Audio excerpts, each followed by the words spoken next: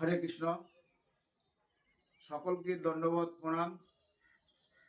আজকের যার আবির্ভাব তিনি হচ্ছেন জগৎগুরু শঙ্করাচার্য।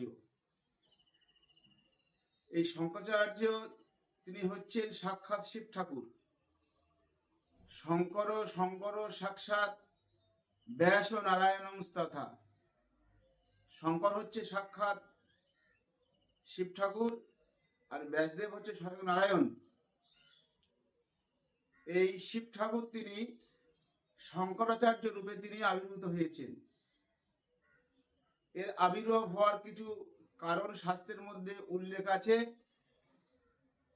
বুদ্ধিস্ট যারা ছিল, বৌদ্ধ ধর্ম অবলম্বী, তাদের ছিল শূন্যবাদ।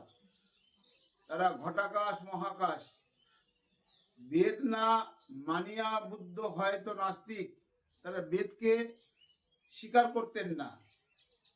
এমতো অবস্থায় ভগবান শঙ্করকে ডাকলেন, শিব ঠাকুরকে ডাকলেন যে তোমাকে এই কলিযুগে অবতীর্ণ হতে হবে।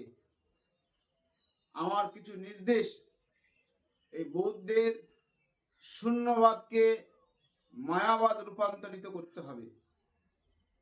বেদের 4টি মহাবাক্য আছে, অহং ব্রহ্মাস্মি, তত্ত্বমসি, সর্বখলিতং ব্রহ্ম, প্রজ্ঞান ব্রহ্ম।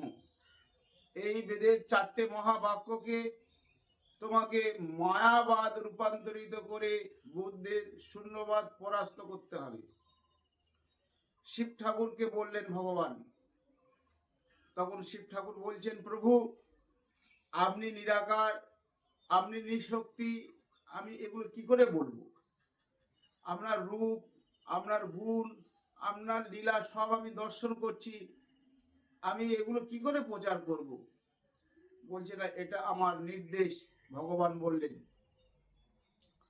তখন এই পুরাণের মধ্যে একটি শ্লোক আছে, পার্বতীর কাছে সে বলছে, পার্বতী হে দেবী, আমি ভগবানের নির্দেশে এই কলিযুগে মায়াবাদ, অসৎশাস্ত্র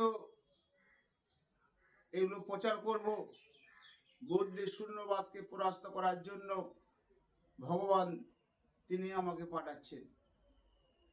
তখন দেবীকে বললেন, মায়াবাদ অসৎশাস্ত্র প্রচ্ছন্ন বৌদ্ধ মুচ্যতে ময়ৈব বহিদাং দেবী কলৌ ব্রাহ্মণ মূর্তি না। এই কলিযুগে আমি ব্রাহ্মণ মূর্তি রূপে মায়াবাদ অসৎশাস্ত্র আমি প্রচার করব বৌদ্ধের শূন্যবাদকে পরাস্ত করার জন্য। এই জন্য বেদের 4টি যে মহাবাক্য সেটাকে অবলম্বন করে শঙ্করাচার্য তিনি এই মায়াবাদ স্থাপন করেছিলেন। আপনারা জানেন, এই শঙ্করাচার্য তিনি যখন থাকতে পারলেন না, তার মহামুদ্গর যে স্তোত্রম আছে সেখানে ভজ গোবিন্দম ভজ গোবিন্দম ভজ গোবিন্দম মূঢ়মতে, হে মূঢ়মতে জীব, গোবিন্দ ভজন করো, গোবিন্দ ভজন করো। লাস্টে এই শব্দ তিনি বলে গিয়েছেন।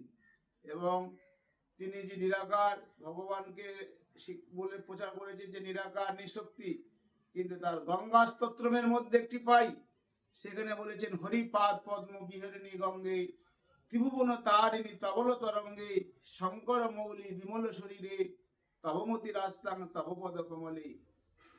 হরি যদি নিরাকার হবে, গঙ্গার উৎপত্তি হরিচরণ থেকে। এই জন্য তিনি অনেক আর থাকতে না পেরে ভগবানের রূপমাধুরী তিনি বর্ণনা করেছিলেন। এই শঙ্করাচার্য সাক্ষাৎ শিব ঠাকুরের অবতার।